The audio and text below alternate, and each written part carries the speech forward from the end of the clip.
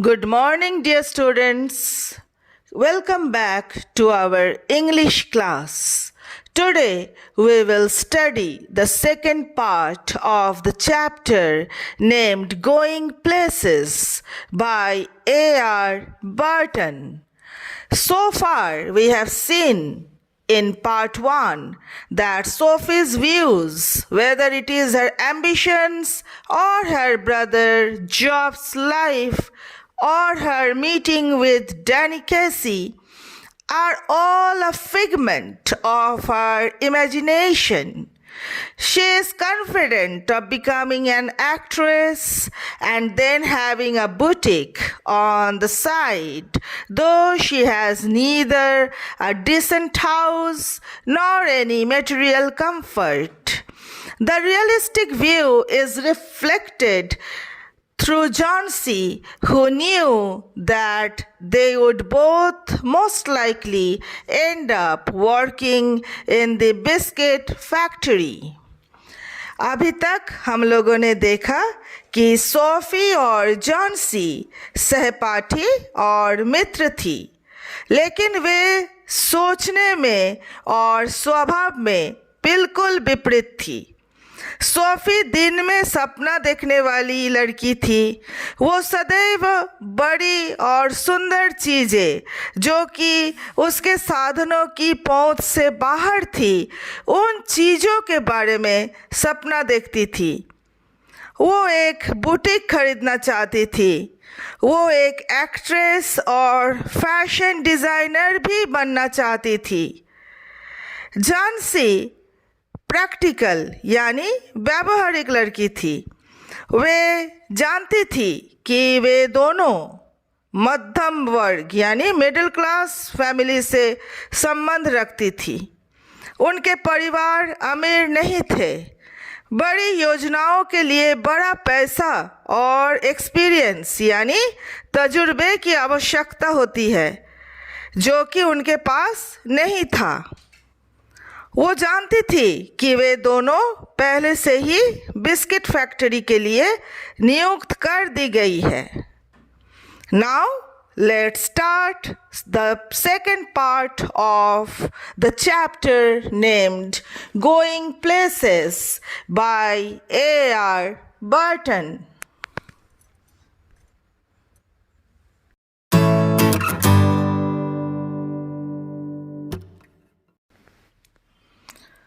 I met Danny Casey, Sophie said.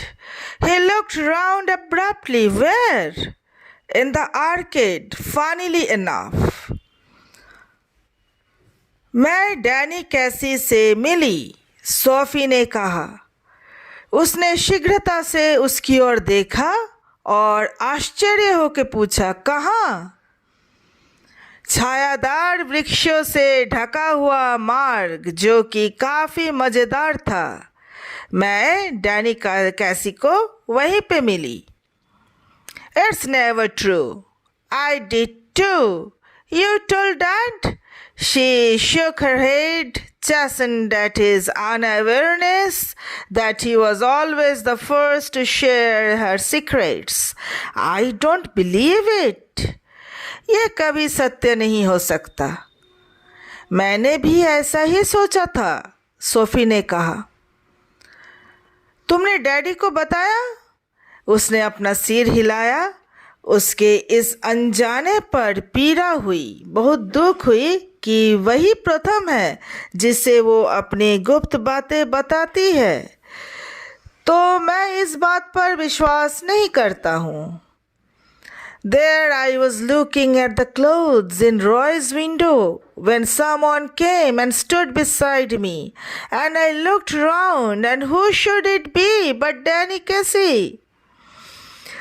जब वहाँ मैं रॉयस विंडो में कपड़े देख रही थी तो कोई आया और मेरे पास खड़ा हो गया, और मैंने देखा तो ये और कोई नहीं बल्कि डैनी कैसी था, ऐसा सोफी ने कहा।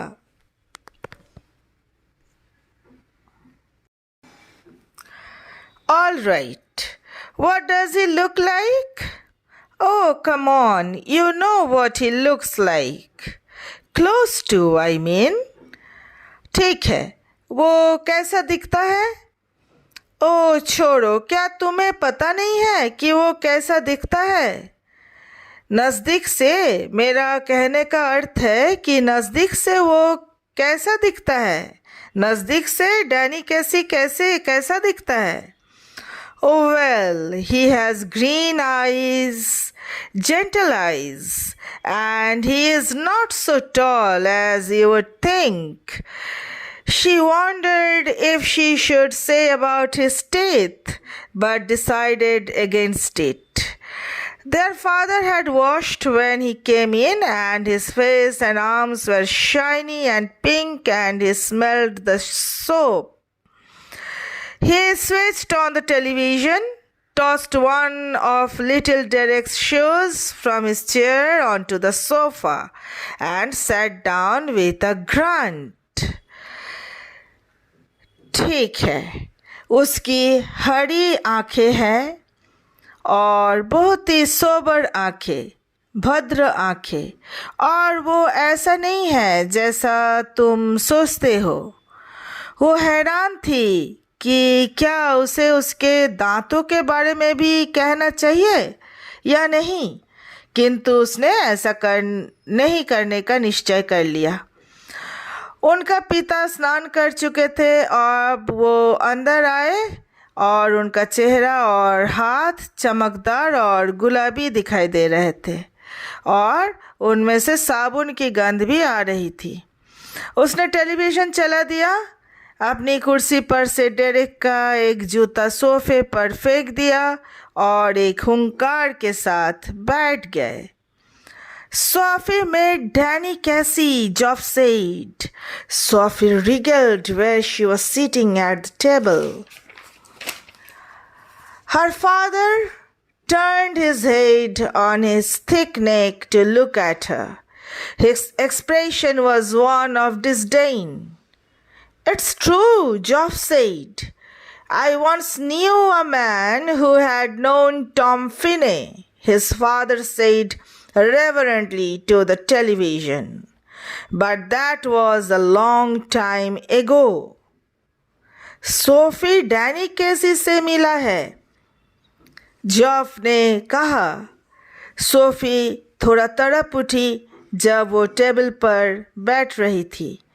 उसके पिता ने अपनी मोटी गर्दन को थोड़ा घुमाकर उसके तरफ देखा। उसके भाव तिरस्कारपूर्ण थे। यह सच है, जॉफ ने कहा कि यह सच है। मैं एक बार एक आदमी को जानता था जो टॉम फिने को जानता था। उसके पिता ने वापस टेलीविज़न की ओर देखते हुए कहा, किंतु वो काफ़ी समय पहले की बात है। ये बहुत काफ़ी समय पहले की बात था।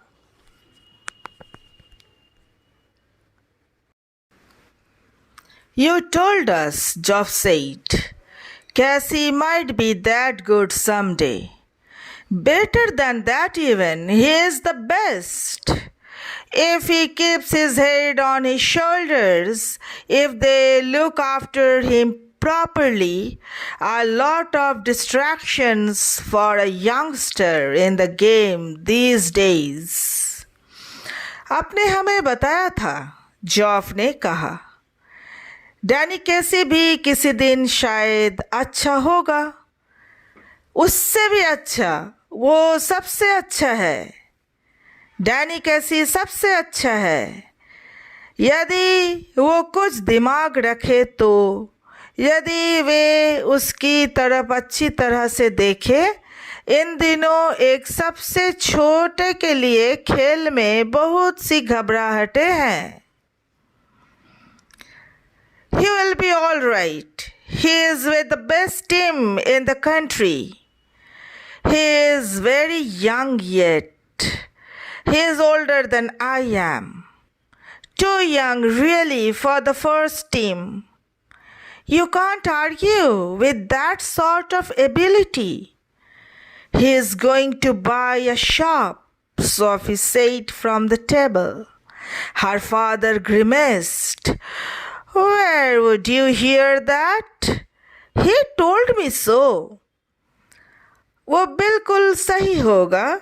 वो देश की सबसे अच्छी टीम के साथ है। वो अभी बहुत छोटा है। वो मुझसे थोड़ा बड़ा है। प्रथम टीम के लिए वास्तव में वो बहुत छोटा है। उसका उम्र बहुत छोटा है। आप इस प्रकार की योग्यता पर तर्क नहीं कर सकते। वो एक दुकान यानी बुटीक खरीदने जा रहा है, सोफी ने टेबल पर बैठे हुए कहा। उसके पिता ने मुंह बनाया और पूछा, तुमने कहाँ से सुना ये बात? तब सोफी ने बताई कि डैनी कैसी खुद मुझे बताया कि वो एक दुकान खरीदने जा रहा है।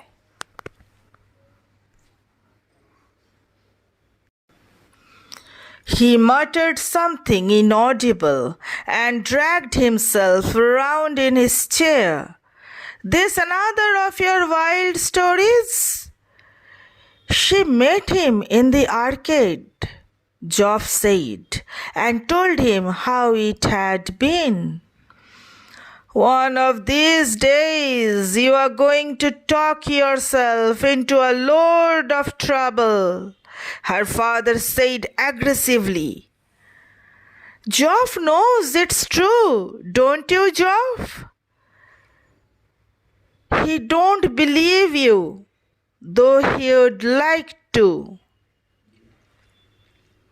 उसने कुछ ना सुनने योग्य बड़बड़ाया और कुर्सी पर घूम गया।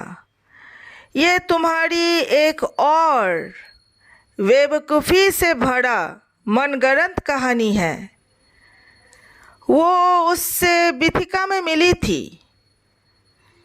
सोफी डैनी कैसी से बिथिका में मिली थी, जॉफ ने कहा और उसे बताया कि ये सब कैसे हुआ था।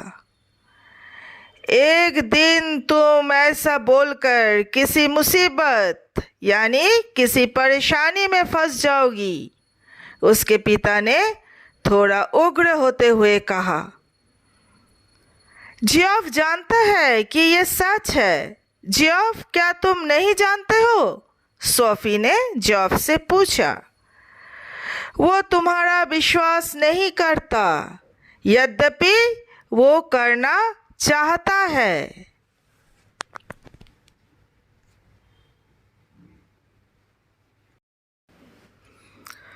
The table lamp cast an amber glow across her brother's bedroom wall and across the large poster of United's first team squad and the row of colored photographs beneath.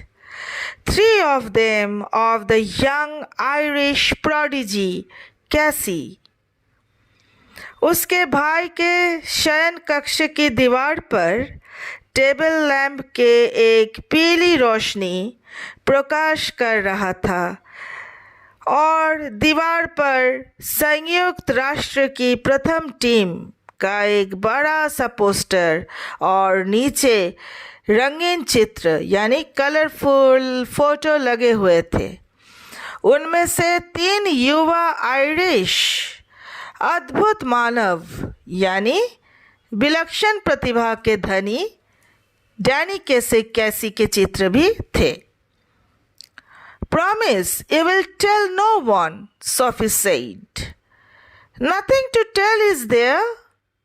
Promise, Geoff, Dad is mad at me. Only if he thought it was true. Please, Geoff. Christ, Sophie, you are still at school. Cassie must have strings of girls. वादा करो कि तुम किसी को नहीं बताओगे, Sophie ने जॉफ से कहा। जॉफ ने बताया कि यहाँ बताने के लिए कुछ है ही नहीं, यहाँ बताने के लिए कुछ भी नहीं है। फिर सोफी ने कहा, वादा करो जॉफ, नहीं तो डैडी मुझे मार डालेंगे।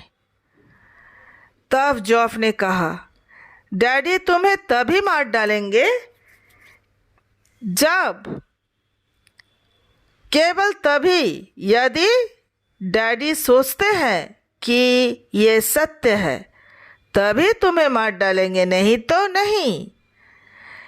कृपया जॉफ, प्लीज जॉफ। भगवान के लिए सोफी, तुम अभी स्कूल में पढ़ रही हो। केजी के सामने तो लड़कियों का पूरा लाइन लगी हुई है और तुम तो अभी बच्ची हो, एक स्कूल में जाने वाली बच्ची हो। No, he doesn't. How could you know that? He jeered. He told me. That's how. As if anyone would tell a girl something like that. Yes, he did. He isn't like that. He is quiet. Not as quiet as all that, apparently. नहीं, वो ऐसा नहीं करता। तुम्हें यह कैसे पता चला? उसने एक ताना मारा। उसने मुझे बताया, इसलिए। क्या कोई भी किसी लड़की को ऐसी बात बताएगा? हाँ, उसने बताया। वो ऐसा नहीं है। वो बहुत शांत है, बहुत शांत लड़का है। स्पष्ट रूप से उतना भी शांत नहीं जैसा वो दिखता है। सोफी को समझाते हुए जॉफ ने कहा कि डैनी कैसी उतना भी शांत नहीं है जैसा कि वो बाहर से दिखता है।